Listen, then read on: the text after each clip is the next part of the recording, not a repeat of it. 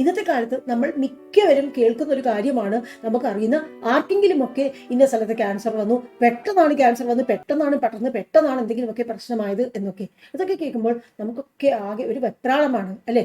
എന്തെങ്കിലുമൊക്കെ വേദനയോ അല്ലെങ്കിൽ ബ്ലീഡിങ്ങോ അല്ലെങ്കിൽ എന്തെങ്കിലും ഒരു മുഴയോ തടിപ്പോ എന്തെങ്കിലുമൊക്കെ ഉണ്ടെങ്കിൽ ഡോക്ടറെ അടുത്തേക്ക് ചെല്ലുമ്പോൾ പലർക്കും എനിക്കിത് ക്യാൻസർ ആയിരിക്കുമോ എന്ന് സംശയമുണ്ടോ, ഒന്ന് പരിശോധിച്ച് നോക്കൂ എന്ന് പറയാൻ പോലും പേടിയാണ്. വേറെ എന്തെങ്കിലും പ്രശ്നമായിരിക്കുമോ, അതായിരിക്കുമോ ഇതായിരിക്കുമോ എന്നേ പറയുള്ളൂ. എന്താണ് ഇത് വേറെന്തെങ്കിലും എന്ന് ആ ഒരു ക്യാൻസർ എന്ന ആ വാക്ക് ഉച്ചരിക്കാൻ പോലും നമുക്ക് പലർക്കും പേടിയാണ്. എനിക്കും പേടിയാണ്.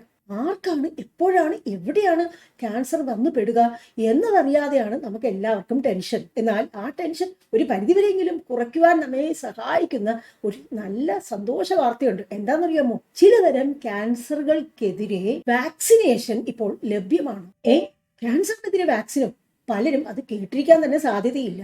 എന്നാൽ ശരിയാണ്, ക്യാൻസറിനെതിരെ വാക്സിനേഷൻ ഉണ്ട്. അപ്പോൾ ഏത് തരം ക്യാൻസേഴ്സിനെതിരെയാണ് വാക്സിനേഷൻ, അതിൻ്റെ കൂടുതൽ ഡീറ്റെയിൽസും മറ്റു കാര്യങ്ങളും എല്ലാം തന്നെ നമുക്ക് ഒരു ചോദ്യോത്തര രീതിയിൽ അങ്ങോട്ട് കൊണ്ടുപോയാലോ? അങ്ങനെ ആയാൽ നിങ്ങൾക്ക് എല്ലാവർക്കും കാര്യങ്ങൾ മനസ്സിലാക്കാൻ എളുപ്പമായിരിക്കും. എന്താ? So stay tuned.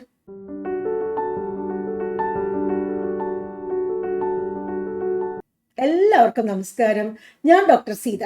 അപ്പോൾ നമുക്ക് സമയം കളയാതെ ചോദ്യോത്തര സെഷനിലേക്ക് കടന്നാലോ? ഡോക്ടർ, ചിലതരം ക്യാൻസറിനെതിരെ വാക്സിൻ ഒക്കെ ഉണ്ടെന്ന് കേട്ടല്ലോ, അത് ശരിയാണോ? തീർച്ചയായിട്ടും ശരിയാണ്. ചിലതരം ക്യാൻസേഴ്സ് എല്ലാം വളർന്നു വരുന്നതിനെതിരെ സംരക്ഷണം നൽകുവാൻ തീർച്ചയായും വാക്സിൻ ഡെവലപ്പ് ചെയ്ത് എടുത്തിട്ടുണ്ട്. ക്യാൻസറിനെതിരെ വാക്സിനോ? അങ്ങനെയൊന്നും സാധ്യമാണോ? കൊറോണ വൈറസിനെതിരെ നമ്മൾ വാക്സിൻ എടുക്കുന്നുണ്ട്, ഇൻഫ്ലുവൻസ വൈറസിനെതിരെ വാക്സിൻ എടുക്കുന്നുണ്ട്, മീസൽസ്, മംസ്, റുബല്ല വൈറസിനെതിരെ നമ്മൾ വാക്സിൻ എടുക്കുന്നുണ്ട്. അങ്ങനെയാണെങ്കിൽ ഏതെങ്കിലും ഒരു വൈറസ് ചില ക്യാൻസർ എല്ലാം ഉണ്ടാക്കുവാൻ സാധ്യതയുണ്ട് എന്നുണ്ടെങ്കിൽ തീർച്ചയായിട്ടും ആ വൈറസിനെതിരെയും വാക്സിൻ പ്രയോജനമാകണമല്ലോ അല്ലെ.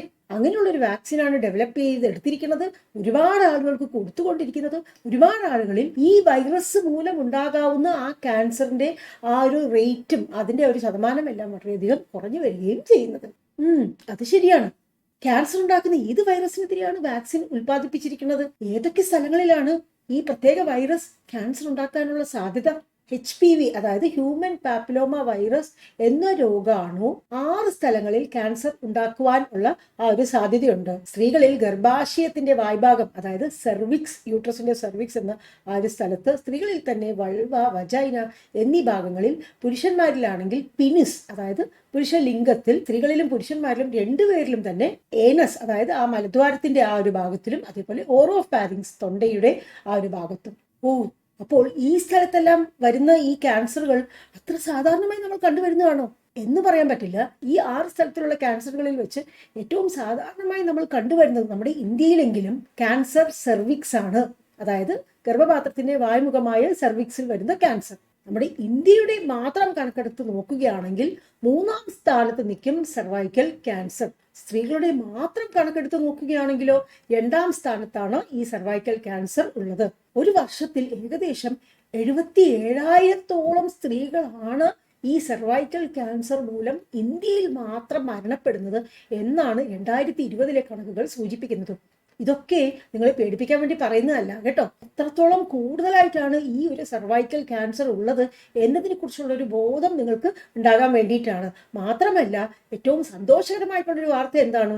ഇങ്ങനെ ഈ സെർവൈക്കൽ ക്യാൻസർ വരുന്നത് ഒരു നല്ല പരിധി വരെ നമുക്ക് തടയാൻ പറ്റും. ആക്ച്വലി നമ്മൾ എല്ലാ സ്ത്രീകൾക്കും ഈ ഒരു HPV വാക്സിനേഷൻ കൊടുക്കുകയാണെങ്കിൽ സെർവൈക്കൽ ക്യാൻസറിനെ കംപ്ലീറ്റ് ആയിട്ടും എലിമിനേറ്റ് ചെയ്യാൻ, അതായത് കംപ്ലീറ്റ് ആയിട്ട് ഇല്ലാതാക്കാൻ പറ്റും ഭാവിയിൽ എന്നാണ് ഗവേഷകർ പറയുന്നത്.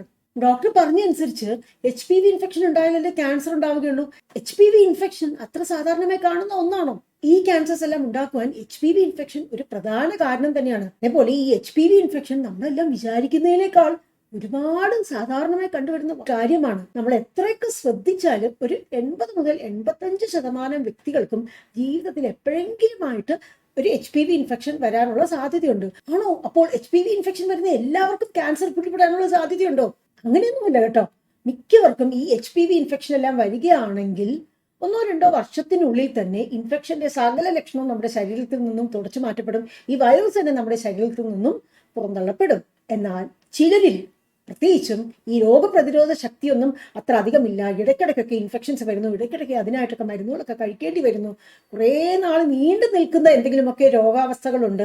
ഇങ്ങനെയൊക്കെയുള്ളവരിൽ, അതേപോലെ വൃത്തിയും വെടുപ്പും ഒന്നും ഇല്ലാത്തവരിൽ, പൊതുവായിട്ടുള്ള വൃത്തിയാകട്ടെ, അതേപോലെ പ്രത്യേകിച്ചും ആ ഒരു ഗുഹ്യഭാഗത്തൊക്കെയുള്ള ആ ഒരു വൃത്തിയും വെടുപ്പും അധികം ഇല്ലാത്തവരിൽ വേറെയും കുറച്ച് റിസ്ക് ഫാക്ടേഴ്സ് ഉണ്ട്. അതിനെക്കുറിച്ച് കൂടുതൽ വിശദമായി ഞാൻ പ്രത്യേകമായിട്ട് ഒരു വീഡിയോയിൽ പറയാം കേട്ടോ. ഇങ്ങനെയൊക്കെയുള്ളവരിൽ ഈ HPV ഇൻഫെക്ഷൻ വരികയാണെങ്കിൽ അത് ചിലപ്പോൾ പെട്ടെന്ന് തന്നെ നമ്മുടെ ശരീരത്തിൽ നിന്നും പൊയ്ക്കൊള്ളണമെന്നില്ല, അവിടെ തന്നെ അങ്ങ് അടിഞ്ഞുകൂടി കിടക്കും. വേറൊരു കാര്യം പറയാനുള്ളത്, ഈ HPV ഇൻഫെക്ഷൻ ഉണ്ടാക്കുന്ന ഏകദേശം 150, അതായത് 150ഓളം ഡിഫറെന്റ് ടൈപ്സ് ഓഫ് ഈ HPV വൈറസുകൾ ഉണ്ട് കേട്ടോ. ഇതിൽ ഏകദേശം ഒരു 15ഓളം സ്ട്രെയിൻസ് ഉണ്ടാക്കുന്ന ഇൻഫെക്ഷൻസ് ആണ് പിന്നീട് ഈ ഒരു ക്യാൻസർ ആകുവാനുള്ള സാധ്യതയുള്ളത് കേട്ടോ. എന്ന് വെച്ചാൽ ഈ ക്യാൻസർ ഉണ്ടാക്കുവാൻ സാധ്യതയുള്ള ഈ ഹൈ റിസ്ക് സ്ട്രെയിൻസ് ഇങ്ങനെ ഞാൻ മുമ്പ് പറഞ്ഞതുപോലെ ഈ രോഗപ്രതിരോധ ശക്തി കുറവുള്ളവരിൽ, അതേപോലെ വൃത്തിയും വെടുപ്പും ഇല്ലാത്തവരിൽ, പിന്നെ വേറെയും കുറച്ച് റിസ്ക് ഫാക്ടേഴ്സ് ഉള്ളവരിൽ പിടിപെടുകയാണെങ്കിൽ, ഇൻഫെക്ഷൻ വരികയാണെങ്കിൽ അവർക്ക് പിന്നീട് ഒരു പ്രീ ക്യാൻസറസ് ലീഷനും അതിനുശേഷം ക്യാൻസറും ഒക്കെ വളർന്നു വരാനുള്ള സാധ്യത തീർച്ചയായിട്ടും കൂടുതൽ തന്നെയാണ്. ഇങ്ങനെ ക്യാൻസറൊക്കെ പിടിപെട്ട് നമ്മുടെ ഇന്ത്യയിൽ മാത്രം വർഷാവർഷം മരണപ്പെടുന്നവരുടെ എണ്ണം, അതും ക്യാൻസർ സെർവിക്സ് എന്ന് പറഞ്ഞ ആ ഒരു ക്യാൻസർ മൂലം മാത്രം മരണപ്പെടുന്നവരുടെ എണ്ണമാണ് ഏകദേശം 77,000, അതായത് 77,000 ആളുകൾ. കേട്ടിട്ട് പേടിയാവുന്നു. പേടിക്കേണ്ട കാര്യമൊന്നുമില്ല കേട്ടോ.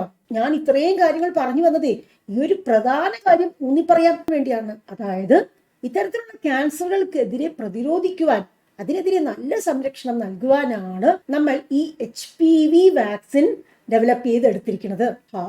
ഇപ്പോഴാണ് ശ്വാസം ഒന്ന് നേരെ വീണത് കേട്ടോ. ഈ HPV ഇൻഫെക്ഷൻ നമുക്ക് എങ്ങനെയാണ് പകർന്നു കിട്ടുന്നത്? സാധാരണമായി ഈ HPV ഇൻഫെക്ഷൻ സെക്ഷുവൽ കോണ്ടാക്റ്റിലൂടെയാണ് നമുക്ക് പകർന്നു കിട്ടുന്നത്. എന്നാൽ ഈ സെക്ഷുവൽ കോണ്ടാക്ട് എന്ന് പറയുമ്പോൾ ഇന്റർകോഴ്സ്, അതായത് പ്രോപ്പറായിട്ടുള്ള ഒരു പെനിട്രേറ്റീവ് സെക്സിന് വേണമെന്നൊന്നും നിർബന്ധമില്ല. അതല്ലാത്ത തരത്തിലുള്ള ഒരു കോണ്ടാക്ട് ഉണ്ടെങ്കിലും ഇങ്ങനെ ഈ HPV ഇൻഫെക്ഷൻ ഒരാളിൽ നിന്നും ഒരാളിലേക്ക് പകരാം. ഒരൊറ്റ പ്രാവശ്യം എക്സ്പോഷർ ഉണ്ടെങ്കിൽ പോലും ഇങ്ങനെ ഈ HPV ഇൻഫെക്ഷൻ ഒരാളിൽ നിന്നും ഒരാളിലേക്ക് പകരാവുന്നതാണ്. മനസ്സിലായി. അപ്പോൾ ഈ HPV വാക്സിൻ എന്ന് പറഞ്ഞില്ലേ, ഈ HPV വാക്സിൻ എടുത്താൽ നമുക്ക് HPV ഇൻഫെക്ഷൻ വരില്ല എന്നാണോ അർത്ഥം? അങ്ങനെയല്ല. ഞാൻ ഇപ്പോൾ പറഞ്ഞല്ലോ, ഒരുപാട് തരത്തിലുള്ള HPV സ്ട്രെയിൻസ് വൈറസ് ഉണ്ട്.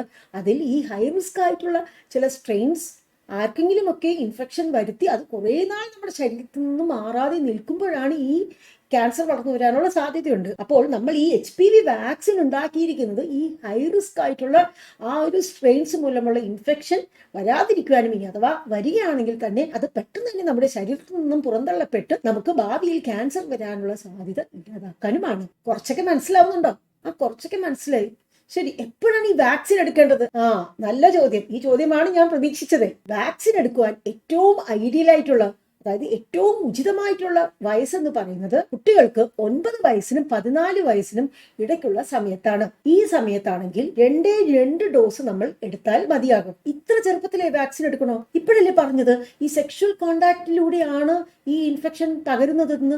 അപ്പോൾ ഇത്ര ചെറിയ കുട്ടികൾ എങ്ങനെയാണ് ഒരു സെക്ഷൽ കോണ്ടാക്റ്റിലൊക്കെ ഏർപ്പെടുന്നത്? വിവാഹത്തിന് ശേഷമോ അതിന് തൊട്ട് മുൻപോ എടുത്താൽ പോരെ ഈ വാക്സിൻ? അതുപോലെ സെക്ഷൽ എക്സ്പോഷർ ഒന്നും ഇല്ലെങ്കിലും, വിവാഹമൊന്നും കഴിഞ്ഞിട്ടില്ലെങ്കിൽ പോലും ഈ വാക്സിൻ നമ്മൾ എടുത്തത് കാരണം നമുക്ക് ഈ ഒരു ക്യാൻസറിനെതിരെ നല്ല സംരക്ഷണം ഏറ്റവും മാക്സിമം ആയിട്ട് കിട്ടണമെന്നുണ്ടെങ്കിൽ നമ്മൾ ഈ ഒരു 9നും 14നും വയസ്സിനിടയ്ക്ക് എടുത്താൽ മാത്രമേ പറ്റുകയുള്ളൂ.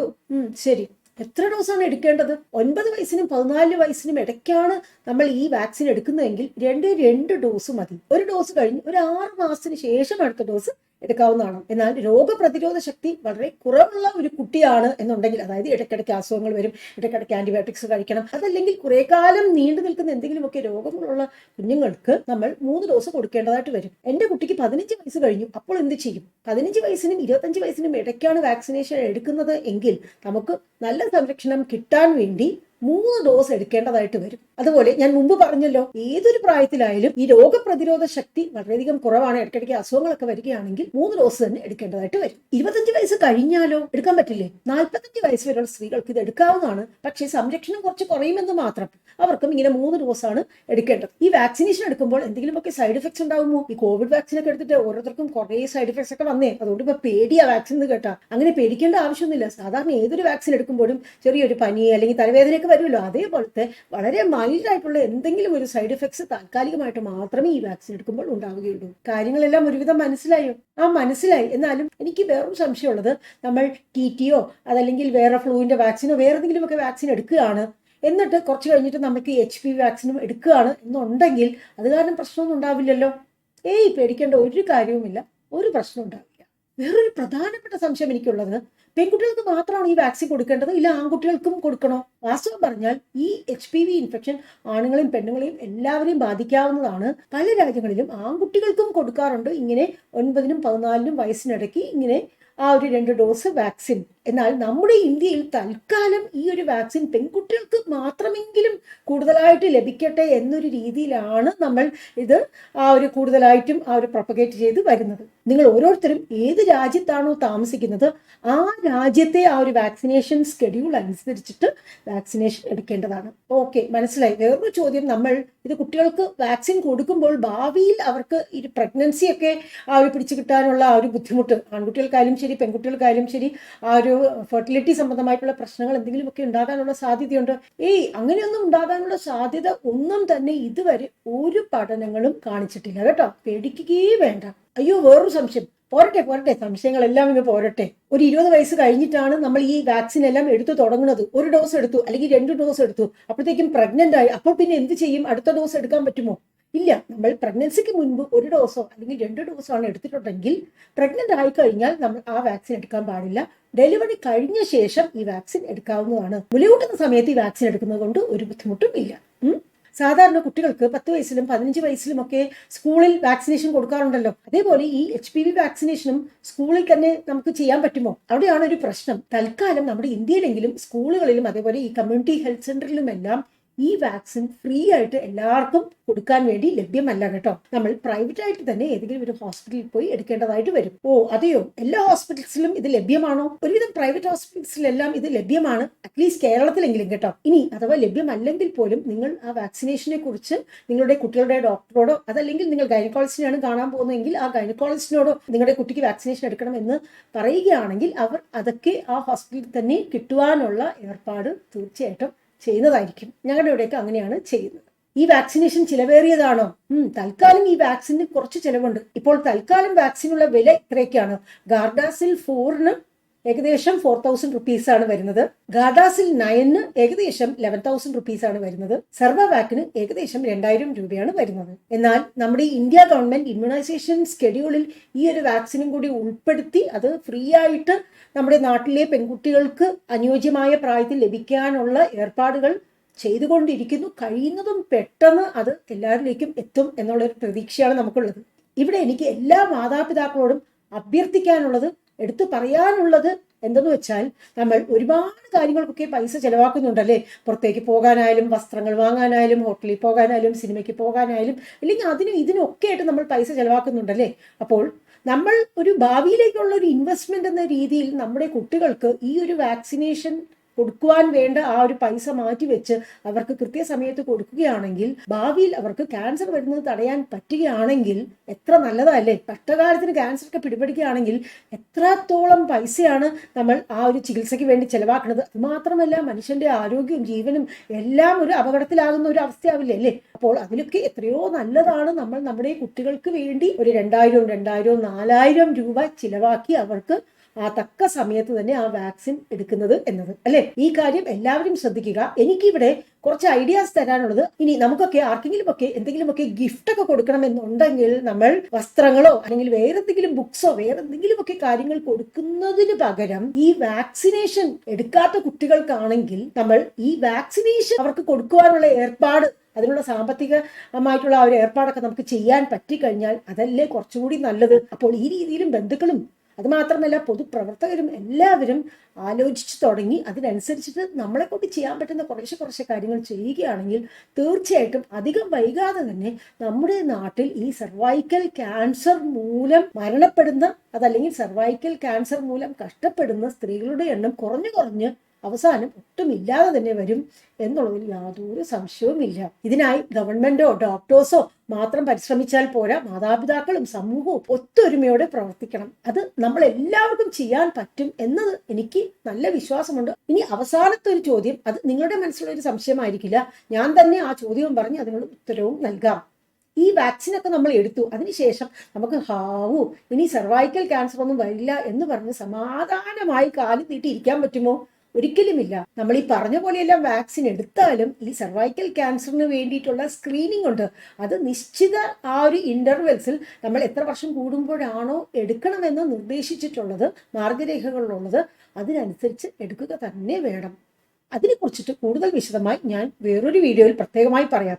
ഇപ്പോൾ തന്നെ ഈ വീഡിയോയിൽ നിങ്ങൾക്ക് തലയിൽ കയറാവുന്നതിലും കൂടുതൽ കാര്യങ്ങൾ ഞാൻ പറഞ്ഞു തന്നു കഴിഞ്ഞു അല്ലേ? തീർച്ചയായിട്ടും ഒരിക്കൽ ഈ വീഡിയോ മുഴുവനായിട്ട് കണ്ട് നിങ്ങൾക്ക് മൊത്തമായിട്ടും കാര്യങ്ങൾ വ്യക്തമായില്ല എന്നുണ്ടെങ്കിൽ ഒന്നും കൂടി അല്ലെങ്കിൽ 2 പ്രാവശ്യം കൂടി കാണുവാൻ മനസ്സിരുത്തണേ കേട്ടോ. അപ്പോൾ HPV ഇൻഫെക്ഷനെ കുറിച്ചും അതിനെതിരെയുള്ള വാക്സിനേഷനെ കുറിച്ചും അതിൻ്റെ ആ ഒരു ആവശ്യകതയെക്കുറിച്ചെല്ലാം നിങ്ങൾക്ക് എല്ലാവർക്കും വളരെ വ്യക്തമായി തന്നെ മനസ്സിലായി എന്ന് ഞാൻ വിശ്വസിക്കട്ടെ. തീർച്ചയായും ഈ കിട്ടിയ അറിവുകൾ എല്ലാവരുമായി പങ്കുവെക്കുക. അതിനായി ഈ വീഡിയോ ലിങ്ക് എല്ലാവർക്കും അയച്ചു കൊടുക്കുക. വീണ്ടും മറ്റൊരു വീഡിയോയുമായി നിങ്ങളുടെ മുന്നിൽ വരുന്നത് വരെ നിങ്ങൾക്കും നിങ്ങളുടെ കുടുംബത്തിലുള്ള എല്ലാവർക്കും ശാന്തിയും സന്തോഷവും ആരോഗ്യവും സമാധാനവും എല്ലാം നേരുന്നു. Love you all.